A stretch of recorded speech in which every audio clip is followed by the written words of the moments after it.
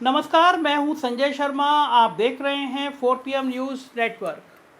अगर आप घर पे अपने सुबह से टीवी लगाए होंगे और गलती से किसी भी गोदी मीडिया के चैनल पर चले गए होंगे, तो वहां पर आपको दिखाई दे रहा होगा कि प्रधानमंत्री नरेंद्र मोदी जी अमेरिका पहुंचे हैं और अमेरिका उनकी आगे बिछ गया है। सुधीर चौधरी जी हो, अंजना ओम कश्यप हो, रूपका लियाकत हो या अर्नब गोस्वामी हो, बिछे हुए हैं, लेकिन हकीकत कहीं जुदा है। गोदी मीडिया के चैनल पर नहीं मिलेगा आपको। 4 PM सुनते रहिए, 4 PM देखते रहिए। मैं अमेरिका में क्या हो रहा है यह आपको बताता रहूँगा। आपको कल्पना नहीं होगी कि अमेरिका में प्रधानमंत्री जी का कितना व्यापक विरोध हुआ। इस विरोध के बाद क्या हुआ और उसके बाद गोदी मीडिया बता रहा है कि मस्क आगे प्रधानमंत्री के आगे लेट गए, बिछ गए। हकीकत यह है कि अगर मैं किसी ताकतवर आदमी से मिलता हूँ, मैं प्रधानमंत्री जी से मिलता हूँ, तो पहले मैं ट्वीट करूँगा कि मैं आज प्रधानमंत्री जी से मिला। जाहिर है जो कमज़ोर होता है वो पहले ट्वीट करता है। जब मस्क की और प्रधानमंत्री जी की मुलाकात हुई तो मैं बिल्कुल मुतमईन था कि पहले मस्क ट्वीट करेंगे कि दुनिया के सबसे बड़े लोकतंत्र के मुखिया प्रधानमंत्री से मेरी मुलाकात हुई। लेकिन अपने मोदी जी तो मस्क से मिलकर इतने मस्त हो गए कि तड़ाक से ट्वीट कर डाला कि आज मेरी मस्क से मुलाकात हुई। और फिर गोदी मीडिया के चारण लग गए कि मस्क ने ये कहा, मस्क ने वो कहा, और मस्क ने बड़े स्टाइल में बड़े आदमी की तरह मोदी जी का ट्वीट ट्वीट करते हुए बस 2 लाइन का कोट लिख दिया। मुझे ख़राब लगा, अपने प्रधानमंत्री का एक तरह से अपमान लगा कि पहले मस्क को ट्वीट करना चाहिए था, लेकिन अपने प्रधानमंत्री जल्दबाजी कर गए। बची कुची कसर कांग्रेस की सोशल मीडिया ने पूरी कर दी। आजकल कांग्रेस की सोशल मीडिया बहुत तेज़ हो गई है। सुप्रिया श्रीनेत बहुत फायर ब्रांड उनकी प्रवक्ता हैं, उन्होंने एक ट्वीट किया है, उन्होंने लिखा है, ये देखकर बहुत दुख हुआ कि कल जब प्रधानमंत्री मोदी अमेरिका के न्यूयॉर्क शहर पहुंचे तो उनकी अगवानी के लिए ना तो बाइडेन सरकार का और ना ही वहां की आर्मी का कोई बड़ा अधिकारी आया, जबकि राष्ट्रपति ओबामा और डोनाल्ड ट्रंप के भारत आगमन पर मोदी जी स्वयं एयरपोर्ट पर उनको लेने पहुंच गए थे। आपको शायद याद होगा कि जब पूर्व प्रधानमंत्री डॉक्टर मनमोहन सिंह जी अमेरिका की राजकीय यात्रा पर थे तो उनके पहुंचने पर अमेरिका द्वारा उनको गार्ड ऑफ ऑनर दिया गया। और ये तो सर्वविदित है कि पंडित जवाहरलाल नेहरू जी इकलौते ऐसे भारतीय प्रधानमंत्री हैं जिन्हें 2 बार एयरपोर्ट पर लेने के लिए अमेरिकी राष्ट्रपति पहुंचे थे। पहली बार 1949 में राष्ट्रपति ट्रूमैन पंडित नेहरू की एयरपोर्ट पर अगवानी करने आए और फिर 1961 में तत्कालीन राष्ट्रपति कैनेडी आए और वहां से पंडित नेहरू और प्रेसिडेंट कैनेडी ने एक साथ उनके आधिकारिक हवाई जहाज एयरफोर्स 1 में वाशिंगटन तक की यात्रा की। उन्होंने लिखा, शायद ये बहुत कम लोगों को मालूम होगा कि पंडित नेहरू इकलौते ऐसे वैश्विक नेता हैं जो 1956 में तत्कालीन राष्ट्रपति ON जवाहर के फार्म हाउस में उनके व्यक्तिगत अतिथि के रूप में रुके थे। आपको पंडित नेहरू की ये स्पीच जरूर सुननी चाहिए जो अमेरिका पहुंचने पर उन्होंने दी थी, तब समझ में आएगा कि एक विश्व स्तरीय राजनेता का आचरण क्या होता है। तो चलिए मैं आपको पहले पंडित जवाहरलाल नेहरू का वो स्वागत दिखाता हूँ। अमेरिका के राष्ट्रपति कैसे नेहरू जी को रिसीव करने पहुँचे थे। और मुझे आज अमेरिका पर बहुत गुस्सा आ रहा है कि हमारे प्रधानमंत्री को रिसीव करने के लिए कोई भी बड़ा नेता, कोई भी फोर्स का अफसर नहीं पहुँचा। पहले नेहरू जी को देखते हैं। Vice President and Mrs. Johnson, Secretary of State and Mrs. Rusk, and other high dignitaries are present to greet the Prime Minister and his daughter.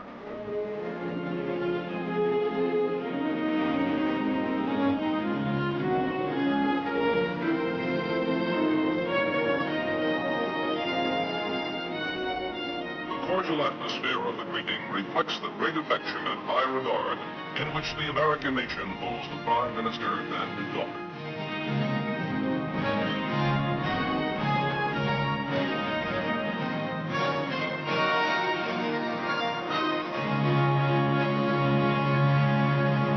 I wish to express, Prime Minister, on behalf of the people of the United States, our great satisfaction in welcoming you once more to our country, which you have visited in earlier days. So, Prime Minister, we welcome you here, the shores of this country, as a friend, as a great world leader, as one who has, in his own life and times, for those basic aspirations which the United States stands for today. Prime Minister, glad to see you here.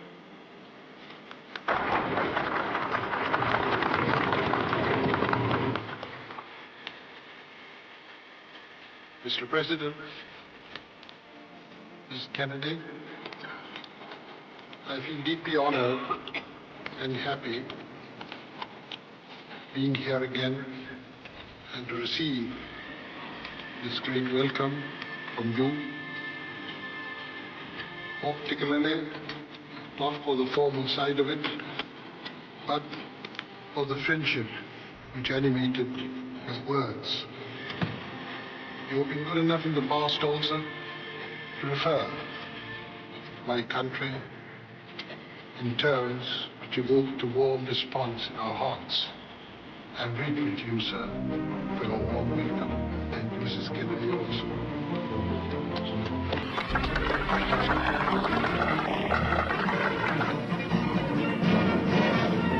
तो साहब, आपने देखा कि नेहरू जी का क्या जलवा था, लेकिन अपने चैनल तो कुछ और बता रहे हैं।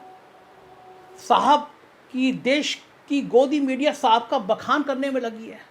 खबरें तो चलाई जा रही हैं कि मोदी में हुआ अमेरिका। गोदी मीडिया हर बार की तरह विश्व गुरु का डंका बजा रहा है। आलम तो ये रहा कि प्रधानमंत्री मोदी के पहले ही गोदी मीडिया अपने साजो सामान के साथ अमेरिका पहुंच गया और ये गोदी मीडिया के चंद चाटुकार अमेरिका में घूम घूम कर साहब की जय जयकार कर रहे हैं।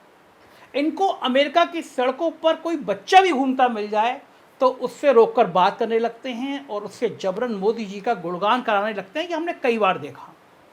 काश कि हमारे प्रधानमंत्री जी मणिपुर भी चले गए होते तो थोड़ा दर्द उनको पता होता। अमेरिका के दौरे से पहले यहाँ के दर्द भी दिल में लेके जाते। खैर, साहब अमेरिका पहुँच गए हैं और वहाँ योग भी कर चुके हैं, लेकिन अक्सर मीडिया और जनता के सवालों से भागने वाले और प्रेस कॉन्फ्रेंस से पूरी तरह से पत्रकारों से परहेज करने वाले प्रधानमंत्री मोदी जी ने अपने अमेरिका जाने से पहले अपने ही निवास पर अमेरिका के प्रसिद्ध अखबार वॉल स्ट्रीट जर्नल को एक इंटरव्यू दिया है। लेकिन देश की गोदी मीडिया ने भी इस इंटरव्यू का कहीं कोई जिक्र नहीं किया। क्यों नहीं किया, यह मैं आपको बताने जा रहा हूँ। क्यों, लेकिन तो वो तो आपको बताएंगे नहीं क्यों नहीं किया। लेकिन हम आज आपको प्रधानमंत्री मोदी के इस इंटरव्यू के बारे में पूरी तफ्तीश से बताएंगे, जो प्रधानमंत्री मोदी ने बड़े गर्व के साथ अमेरिकी यात्रा पर पहुंचने के बाद किया और जिनका बखान पूरा गोदी मीडिया कर रहा है। आज हम उस इंटरव्यू के जिक्र के जरिए आपको सच्चाई बताएंगे। उन प्रधानमंत्री जी ने वॉल स्ट्रीट जर्नल में लिखा है, उनके बारे में वॉल स्ट्रीट जर्नल ने लिखा है कि मोदी जी बहुत भाषण देते हैं लेकिन प्रेस कॉन्फ्रेंस और इंटरव्यू बहुत कम देते हैं। उन्होंने भारत की विदेश नीति से लेकर आर्थिक नीतियों को लेकर वॉल स्ट्रीट जर्नल से 1 घंटे तक बातचीत की। अब यह हमारे देश के लिए कितनी शर्म की बात है कि हमारे प्रधानमंत्री के लिए कहा जा रहा है कि वो भाषण तो बहुत देते हैं लेकिन प्रेस कॉन्फ्रेंस और इंटरव्यू बहुत कम देते हैं।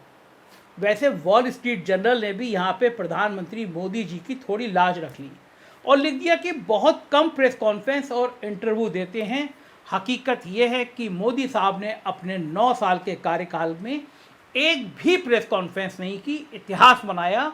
सिर्फ एक प्रेस कॉन्फ्रेंस में वो बैठे हुए थे, बोले उसमें भी कुछ नहीं थे, अमित शाह जी बात करते रहे थे। और इंटरव्यू तो वो अपनी फ़कीरी और आम कैसे खाते हैं, पर्स कैसे रखते हैं, ये बताने के लिए देते हैं। तो यहाँ वॉल स्ट्रीट जर्नल ने भी साहब का थोड़ा बचा लिया, हिस्सा बचा लिया, इज्जत बचा ली। वैसे अमेरिका में भी पत्रकार इस इंतज़ार में हैं कि क्या वहाँ प्रधानमंत्री मोदी पत्रकारों से बातचीत करेंगे या उनके सवालों के जवाब देंगे, या फिर यहाँ पे भी वो भारत की तरह बचते हुए, मीडिया से बचते हुए नजर आएंगे। लेकिन ताज्जुब की बात तो यह है कि 1 घंटे की लंबी बातचीत करने के बाद भी वॉल स्ट्रीट जर्नल ने अपने फ्रंट पेज पर मोदी के इंटरव्यू को कोई जगह नहीं दी। सिर्फ एक सूचना दी है, बाकी पूरा इंटरव्यू पेज नंबर 9 पर छापा है।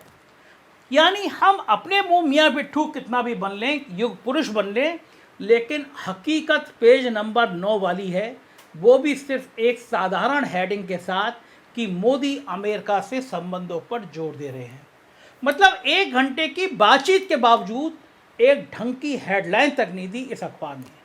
जबकि अपने इंटरव्यू में प्रधानमंत्री मोदी ने यह भी कहा था कि ऊंचाई, चौड़ाई और गहराई के हिसाब से भारत की भूमिका को उचित स्थान मिलना चाहिए।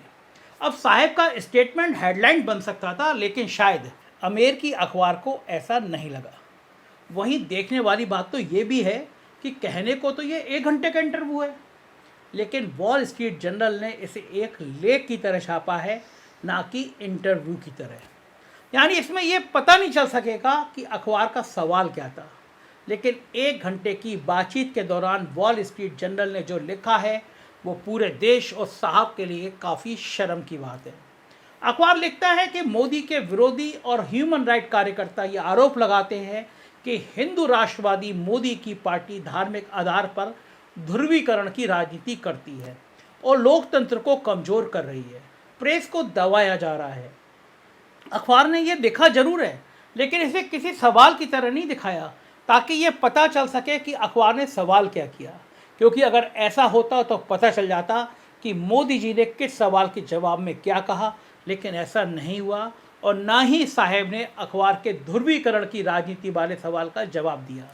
लेकिन मोदी जी ने इसका वो ही जवाब दिया जो आज़ादी के बाद से अब तक नेहरू से लेकर मनमोहन सिंह तक हर कोई देता आ रहा है, और जिसे हम अपनी किताबों में भी पढ़ पढ़कर देश के हर बच्चे थक चुके हैं।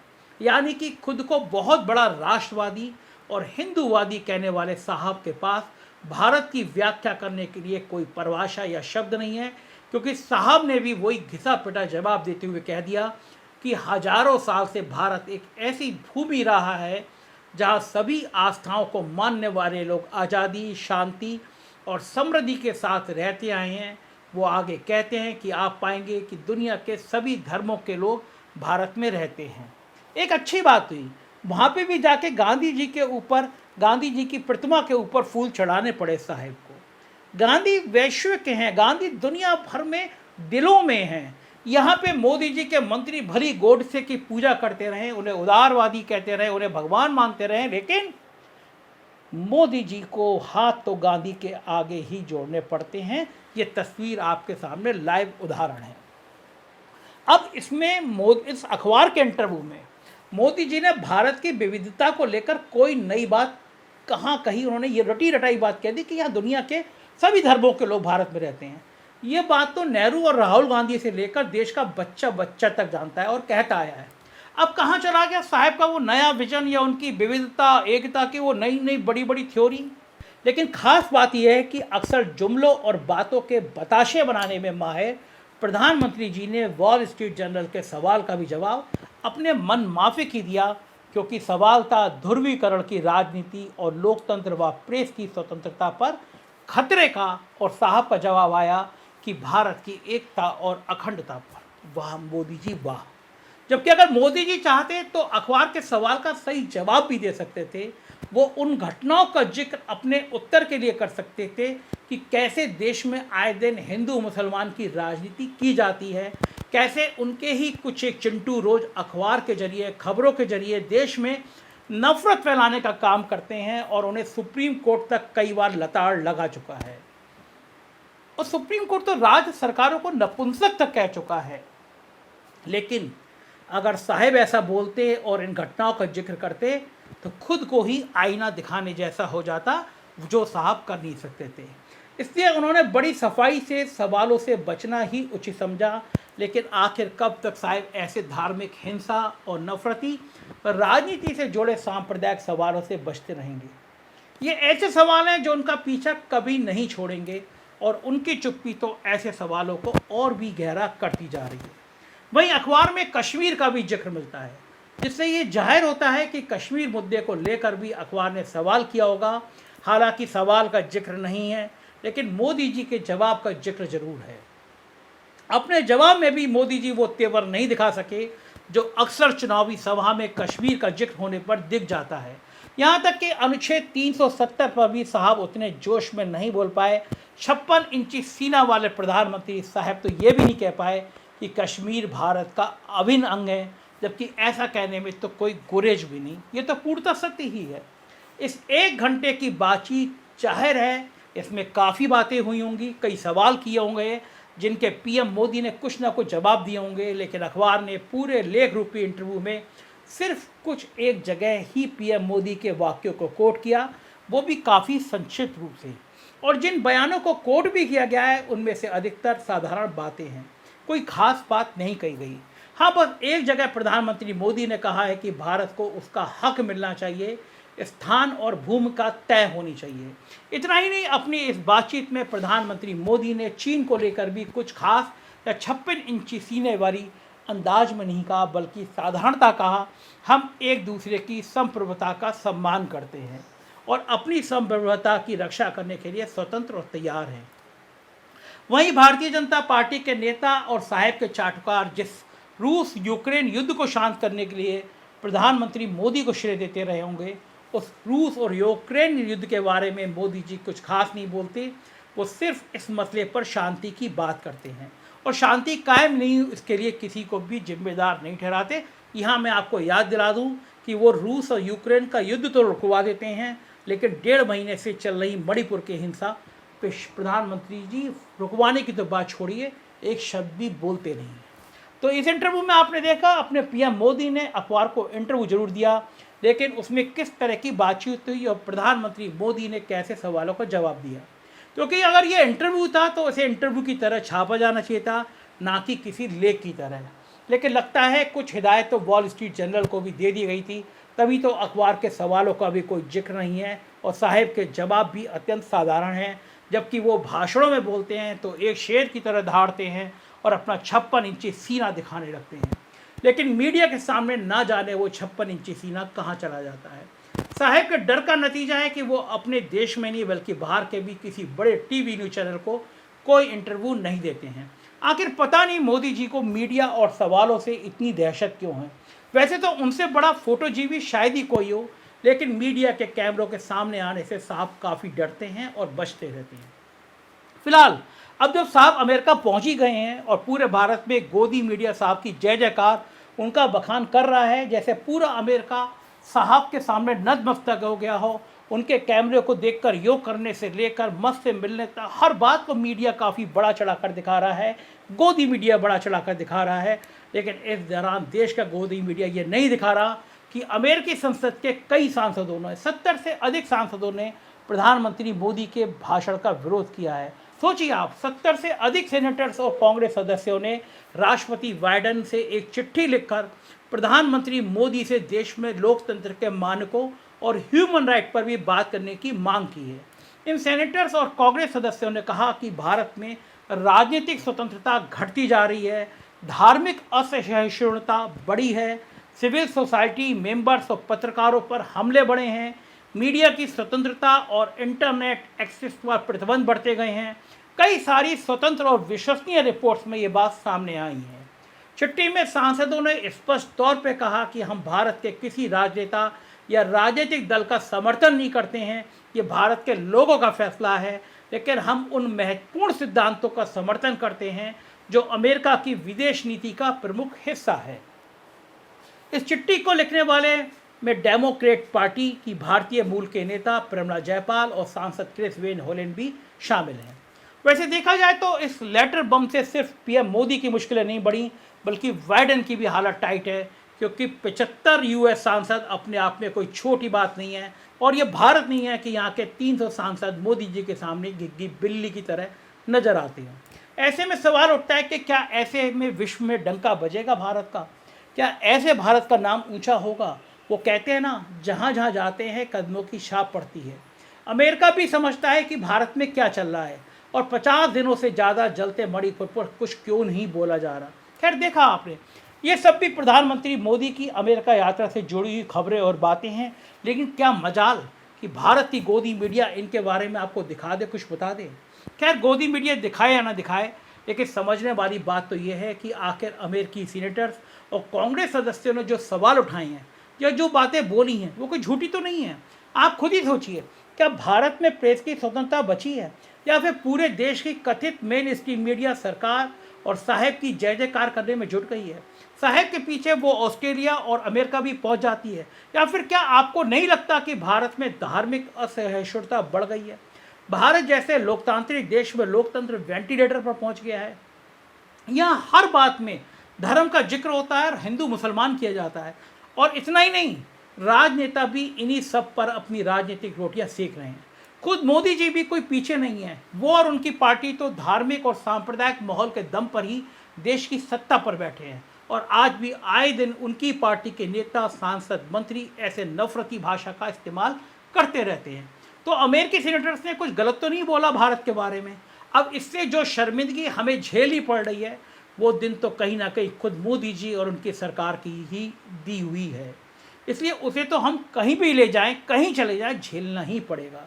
यानी साफ है कि भले ही साहिब कितना भी इन सवालों से भाग लें, बच लें, कितना ही गोदी मीडिया इन बातों को छुपाने के लिए अमेरिका में सड़क पे खड़े बच्चों और बुजुर्गों से बात करके साहब का बखान कर ले, या व्हाइट हाउस के सामने लोगों को नचा ले, लेकिन जो सच है और देश के जो वर्तमान वास्तविक हालात हैं वो छुपाए नहीं छुप सकते। और ना ही मोदी जी इन सवालों से बच सकते हैं। वो चाहे भारत में रहें या दुनिया के किसी भी कोने में चले जाएं, उनके द्वारा देश में पैदा किए गए सवाल उनका पीछा नहीं छोड़ेंगे।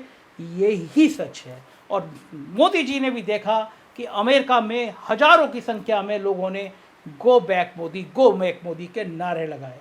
तो जाहिर है जो सवाल उठा रहे हैं, जो गोदी मीडिया के लोग बखान कर रहे हैं, उन्हें एक बार फिर नेहरू का वीडियो देखना चाहिए और देखना चाहिए कि कोई बड़ा नेता आखिर कैसे बनता है। अमेरिका के दौरे की सच्चाई जाननी हो तो देखते रहिए 4PM न्यूज़ नेटवर्क, क्योंकि सच आपको सिर्फ यही मिलेगा। शुक्रिया।